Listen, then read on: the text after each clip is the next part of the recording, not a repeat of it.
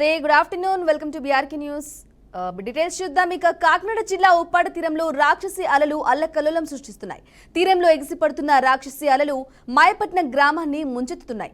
గ్రామంలోకి సముద్ర జలాలు చొచ్చుకు వచ్చి ఇళ్లలోకి చేరటంతో ప్రజలు భయంతో బిక్కుబిక్కుమంటున్నారు. ఈ అర్ధరాత్రి సముద్రం ఊరిని ముంచేస్తోందో అనే ఆందోళనలో జీవనం సాగిస్తున్నారు. ఇక ఉప్పాడ, సూరాడపేట, మాయపట్నం గ్రామాల్లో అనేక ఇళ్లు సముద్రపు కోతకు గురయ్యాయి. ఇక ఇప్పటి వరకు 8 ఇళ్లు పూర్తిగా సముద్రంలో కలిసిపోయాయి. 40 ఇళ్లు పాక్షికంగా ధ్వంసమయ్యాయి. శాశ్వత పరిష్కారం చూపాలంటూ స్థానిక ప్రజలు నాయకులను వేడుకుంటున్నారు. రైట్గా ఇదే అంశానికి సంబంధించి పూర్తి సమాచారం మా ప్రతినిధి నందిని లైవ్ ద్వారా అందిస్తారు. నందిని, బంగాళాఖాతంలో కేంద్రీకృతమైన అల్పపీడనం ప్రభావంతో రాష్ట్ర వ్యాప్తంగా కూడా గత 2 రోజులుగా భారీ వర్షాలు అయితే కురుస్తున్నాయి. ఈ నేపథ్యంలోనే మనం ప్రస్తుతము కాకినాడ జిల్లా ఉప్పాడ నియోజకవర్గంలోని ఉప్పాడలోని మాయపట్నం గ్రామంలో అయితే ఉన్నాము. మనం చూస్తున్నాము సముద్రము అయితే చాలా ఉద్రిక్తంగా ఉందని చెప్పాలి. అలలు ఎగిసి పడుతున్నాయి. రాకాసి అలల తాకిడికి అయితే ఇక్కడ గ్రామంలో ఉప్పాడ తీర ప్రాంత ప్రజలంతా కూడా బిక్కుమని నివసిస్తున్న పరిస్థితి ఉంది. ఏదైతే దశాబ్దాల కాలంగా కూడా ఏదైతే సమస్య ఉందో ఉప్పాడ తీర ప్రాంత గ్రామంలో ఉన్న ఇళ్లన్నీ కూడా ఎప్పుడు తుఫాను వచ్చినా సరే ఆ సముద్ర గర్భంలో నిలిచిపోతున్న పరిస్థితి ఉంది. ఈ సమస్యను పరిష్కరిస్తామని ప్రభుత్వాలతో పాటు ఎవరైతే రాజకీయ నాయకులు హామీలు ఇచ్చి మరి అధికారంలోకి వస్తున్నారు, అధికారంలోకి వచ్చిన ఏ రాజకీయ నాయకుడు కూడా తమ సమస్యను పరిష్కరించడం లేదని గ్రామస్తులు అంటున్న మాటలు. ప్రస్తుతం మనం మాయాపట్నంలో గత 2 రోజులుగా ఏదైతే సముద్రము ఉధృతిగా అయితే దాదాపుగా ఇక్కడ 15 ఇళ్లన్నీ కూడా ఈ సముద్ర గర్భంలో అయితే కలిసిపోయిన పరిస్థితి ఉంది. మనం చూస్తున్నాం కట్టుకున్న బట్టలతో సహా ఈ మొత్తం ఇదంతా కూడా కలిసిపోయిన పరిస్థితి ఉంది. నిజంగా ఈ కుటుంబ సభ్యులు అయితే 15 ఇళ్లలో ఉన్న ఎవరైతే జనం ఉన్నారో వాళ్ళంతా కూడా ఎటు వెళ్ళలేని పరిస్థితి, పునరావాస కేంద్రాలు కూడా లేకపోవడంతో తీవ్ర అవస్థలైతే పడుతున్నారు. ఆ కుటుంబ సభ్యులకి ఆరోగ్యం కూడా బాగుండకపోవడంతో ఈ రోజు వాళ్ళందరినీ కూడా హాస్పిటల్కి అయితే తీసుకెళ్లిన పరిస్థితి ఉంది. దాదాపుగా 2 రోజుల్లో సముద్ర అలలకు 15 ఇళ్లు ఈ గర్భంలో కలిసిపోగా దాదాపుగా 50 నుంచి 60 ఇళ్లు అయితే పాక్షికంగా దెబ్బతిన్నాయని అయితే ఇక్కడ మత్స్యకారులు అయితే చెప్తున్నారు. ఇప్పటికే అధికారులు కూడా మత్స్యకారులు వేటకి వెళ్ళొద్దని ఆదేశాలు ఇచ్చినప్పటికీ కొంతవరకు కూడా మనం చూస్తున్నాం సముద్రంలో ఇంకా మత్స్యకారులు అయితే బోట్లలోనే వాళ్ళు వేటకి అయితే వెళ్ళిన పరిస్థితి ఉంది. 1వ నెంబర్ ఓడకైతే సముద్రం ఓడకైతే కాకినాడ ఓడకు 1వ నెంబర్ సముద్రం హెచ్చరికలు జారీ చేసినప్పటికీ కూడా మత్స్యకారులు మాత్రం వేటకైతే వెళ్ళారు. కానీ ఎటువంటి పరిస్థితి వచ్చినా కూడా అధికారులు అలర్ట్ చేసినప్పుడు కూడా ఎవరు పట్టించుకోలేని పరిస్థితి ఉంది.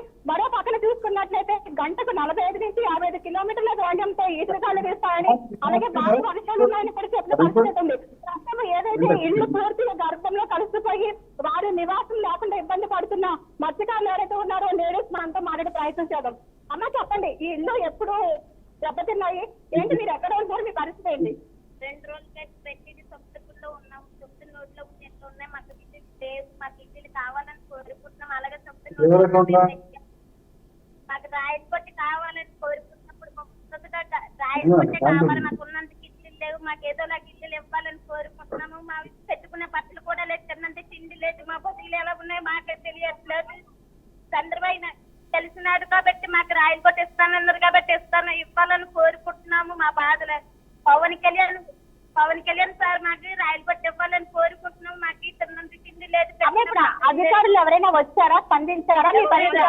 మాకు ఎవరు లేరు, లేదు, మమ్మల్ని ఎవరు పెట్టించుకోవట్లేదు. అంటే మా బాధలు ఎలా సీరియల్లో చెప్తున్నాం. మమ్మల్ని చూడాలి, మాకు ఉన్న పొగ్గులు మాపులు ఎలా ఉన్నాయి, చెట్టు పిల్లలు ఎట్టిపోయి సముద్రం నోట్లో ఉన్నట్లు ఉన్నాయి. మా అమ్మ చెప్పండి, ఎన్ని సంవత్సరాల నుంచి ఈ సమస్య మీరు ఎదుర్కొంటున్నారు? గ్రామాలు కొట్టుకుపోతున్నాయి. అధికారులు ఏమైనా పరిష్కారం చూపిస్తున్నారా లేదా?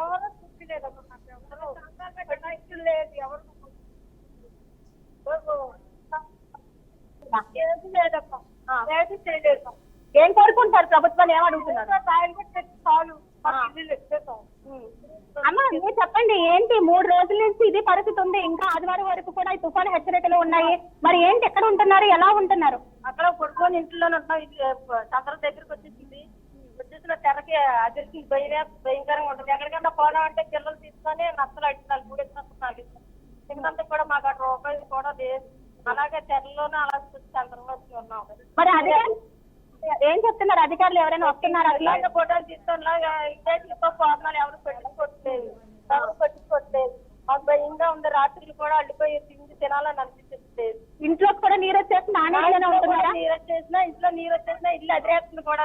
ఆ ఎదురుకి భయం తెర వేసి కొట్టుగా నేను తిన్నందుకు అన్నం తిన్నందుకు కూడా భయంగా ఉంటుంది. మాకు ఏది లేదు, ఎవరు పెట్టుకుంటున్నారు లేదు. మీ ఇంటి అతిమంది ఎవరైతే మత్స్యకారులు ఉన్నారో వేటకు వెళ్ళి వచ్చే వరకు మీకు ఇబ్బంది. మా ఆయన చూసినా ఏటకి వెళ్ళడు. స్థానాలు బట్టి ఎన్నుకు నేట్రాపోతున్నాడు కూడా. స్థానా సొప్పు కూడా కొట్టుకొచ్చాం. మమ్మల్ని పెట్టుకున్న వాళ్ళు ఎవరు లేదు, మమ్మల్ని ఆదుకుంటా ఎవరు.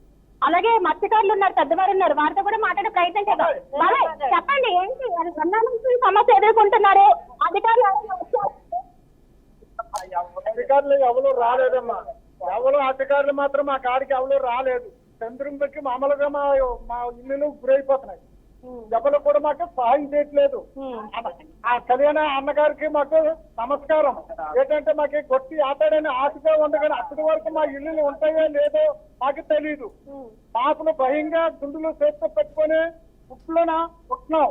ఆ మాపులు కర్రకాయలు వచ్చి బొమ్మని ఇంటికి వచ్చి పడుతుంటే ఆ నీరు కూడా ఇంటికి వచ్చి పడిపోతుంది. మనం ఎక్కడికైనా వెళ్దామంటే దాచుకుందామంటే మా కాడ డబ్బు లేదు. అయితే అద్దెలకి వెళ్దాం అనుకుంటే 4 లక్షలు 3 లక్షలు అడుగుతున్నారు. తిన్నందుకే కూడలు పెట్టుకున్నందుకే బట్టలే లేవు. ఈ రాజకీయం చేసిన అన్నగారు కళ్యాణ అన్నగారు మాకు సహాయం చేయమని, మమ్మల్ని కాపాడమని, ఈ ఇల్లు పోకంటే ముందు మమ్మల్ని కాపాడమని అడిగి కోరుకుంటున్నాం. స్కూల్కి వెళ్ళలేదా? ఏ స్కూల్కి ఎందుకు వెళ్ళలేదు ఈ రోజుల్లో? ఏమైంది చెప్పు. ఇల్లులు పోనీ స్కూల్కి వెళ్ళడానికి ఏమైంది మరి? పుస్తకాలు తడిచిపోయినాయా? తెచ్చుకొని మరి ఏమడుగుతున్నావు? గవర్నమెంట్ ఏమడుగుతున్నావు? మాకు సాయం చేయమని. అలాగే ఇంకా గ్రామస్తులు ఉన్నారు. ఈ ఇల్లు ఎవరైతే కోల్పోయారో వారంతా కూడా ఇక్కడికి వచ్చిన పరిస్థితి ఉంది. వాళ్ళ బాధను కూడా చెప్పుకున్న పరిస్థితి ఏది ఉంది. అమ్మ చెప్పండి, ఏంటి ఎలా ఉంటున్నారు చెప్పండి.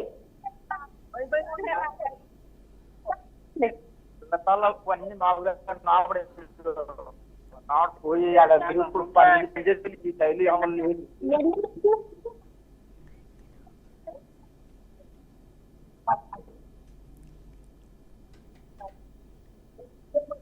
Okay, right Nandini.